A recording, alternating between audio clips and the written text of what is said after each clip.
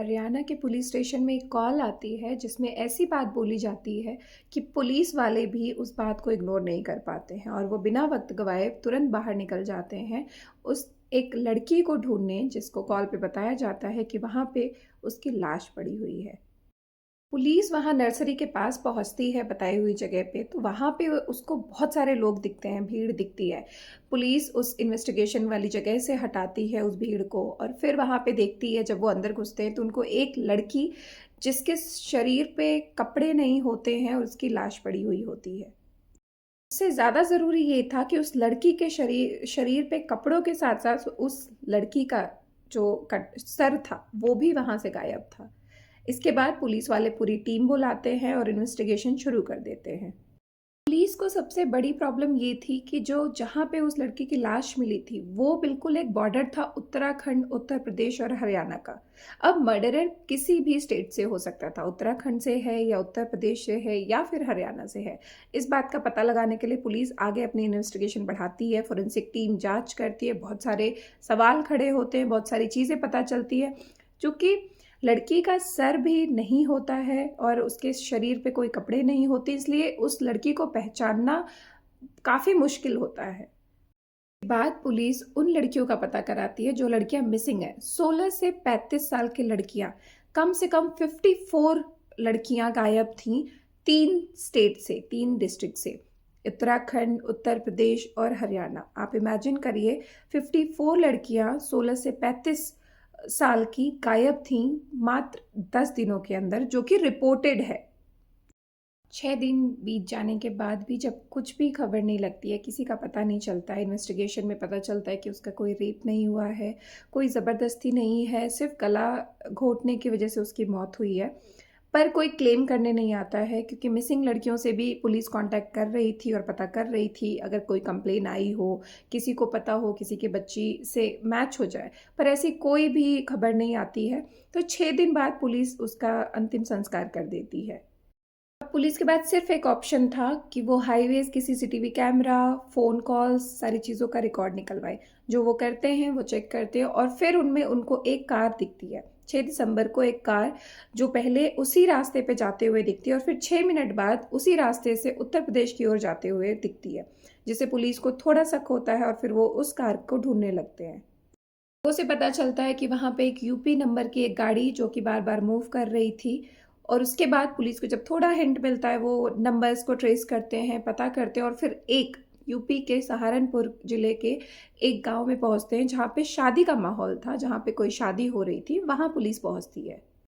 Police एक लड़के को गिरफ्तार करती है जिसका नाम होता है बिलाल। बिलाल से जब शक्ति से पूछताछ की जाती है, तब वो कबूल करता है कि वो लड़की उसकी ही गर्लफ्रेंड उमा थी। जो उसकी गर्लफ्रेंड थी, जिसको वो लेके जाता है, फिर वो आगे अपनी सारी बातें बताता है। उसको पता चलता है उस लड़की के बारे में, उस लड़की का नाम, तो पुलिस उसके घर वालों को इन्फॉर्म करती है। पर शॉकिंग ये था कि उसके घर वाले दुखी होने की जगह ये बोल रहे थे कि हमारी बेटी तो 13 साल पहले ही मर चुकी है। इसका रीज़न क्या था?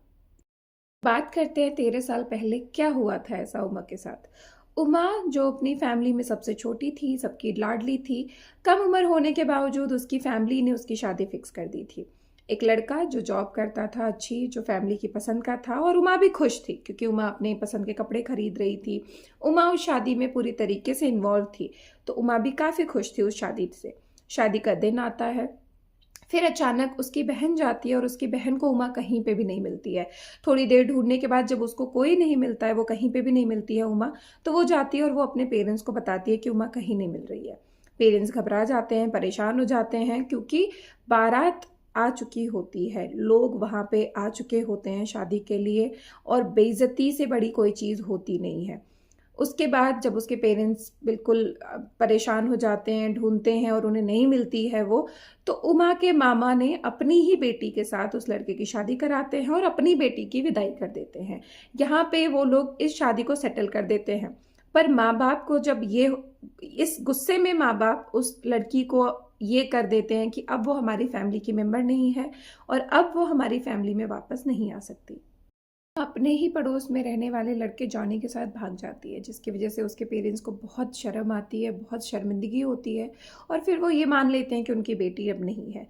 उमा वहाँ जाके जॉनी से शादी करती है, जॉनी के साथ बहुत अच्छे से रहने लगती है, बट कुछ टाइम बाद बातें बदल जाती हैं, बातें बिगड़ने लगती हैं, आपस में झड़प होने लगती है, लड़ाई होने लगती है।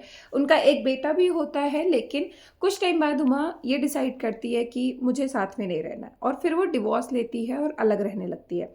अलग रहने के बावजूद भी वो अपने बेटे से मिलती रहती है, बात उसके साथ थोड़ा टाइम स्पेंड करती रहती है, लेकिन वो अपने पति से अलग हो चुकी होती है। अकेले रहने और अलग रहने के बाद जब वो कभी कभी बोर होती थी या फिर कभी कभी उसको लगता था, तो वो बाहर भी जाने लगती है, घूमने लगती हैं। और इसी घूमने फिरने की वजह से इसी बीच में उसको बिलाल से मुलाकात होती है। बिलाल मिलता है, बिलाल को उसके पास्ट के बारे में सब कुछ पता होता है। बिलाल के बारे में भी आस पड़ोस के लोगों को पता होता है, और जब भी वो उसके बच्चे से भी मिलने जाती है, ये बात भी बिलाल को पता होता है। बिलाल अग्री होता है क्योंकि उसको उस उमा का इमोशनल स्टेट पता होता है कि इसकी फैमिली में कोई नहीं है पीछे, पति से भी इसका डिवोर्स हो चुका है। तो बिलाल उसको सपोर्ट सिस्टम की तरह शायद उसके साथ रहता रहता है। बीच में उमा की प्लान होती हैं कि दोनों शादी करेंगे, दोनों साथ रहेंगे, क्योंकि अब बहुत टाइम हो चुका होता है। तो उमा का ये होता है कि अब हम दोनों शादी कर सकते हैं, क्योंकि अब बहुत टाइम हो गया रिलेशनशिप को। दोनों प्लान करते रहते हैं, और एक दिन ऐसा आता है जब दोनों ने ये डिसाइड किया होता है कि आज हम शादी करेंगे। ये दोनों बाहर जाते हैं। जब बिलाल आता है उमा को लेने, तो उमा खुश हो जाती है। बिलाल बोलता है कुछ सरप्राइज़ है और हमें बाहर जाना है, मैं तुम्हें सरप्राइज़ देना चाहता हूँ। उमा बहुत खुश होकर चली जाती है, क्योंकि वो शादी करने वाली होती है। बिलाल उसको ऐसी जगह से, ऐसे रास्ते से भी लेके जाता है, फिर भी उमा इसलिए ध्यान नहीं देती है क्योंकि वो उस एक्साइटमेंट में रहती है, उस एंजॉयमेंट में रहती है, जहाँ वो नेगेटिव चीज़ों को सोच नहीं रही होती है, नेगेटिव चीज़ों पे ध्यान नहीं दे रही होती है। बिलाल उसको लेके जाता है और वो नर्सरी के पास में गाड़ी रोक देता है, और वो बोलता है मेरे पास कुछ सरप्राइज है, अभी हम काफ़ी रोमांटिक मोड में रहेंगे और हम ऐसी चीज़ें करेंगे। और वो ये बोलते हुए वो सीट के पीछे चला जाता है। उमा को कुछ समझ नहीं आता है, क्योंकि उमा अलग जोन में होती है, हैप्पी जोन में होती है, तो वो इतना दिमाग नहीं लगाती, इतना सोचती नहीं है। और बिलाल उतने ही टाइम में सीट बेल्ट को लेके उसकी गर्दन को दबाने लगता है, और वो तब तक उसकी गर्दन को खींचता है जब तक उमा अपना दम नहीं तोड़ देती है। 2 साल का प्यार, और उसको बिलाल ने सिर्फ इसलिए ऐसे मार दिया, इतने गंदे तरीके से उसका सर काट दिया, और उसके कपड़े हटा दिए, उसके सर को कहीं और फेंका, उसकी बॉडी को कहीं और फेंका। रीज़न क्या था, क्यों बिलाल ने ऐसी इतना बड़ा कदम उठाया? बिलाल, जब पुलिस ने पूछताछ शुरू की बिलाल से, तो बिलाल ने बताया कि उमा इस रिश्ते को ऑफिशियल बनाना चाहती थी। वो शादी करना चाहती थी, दुनिया के सामने वो हस्बैंड वाइफ जैसा रहना चाहती थी।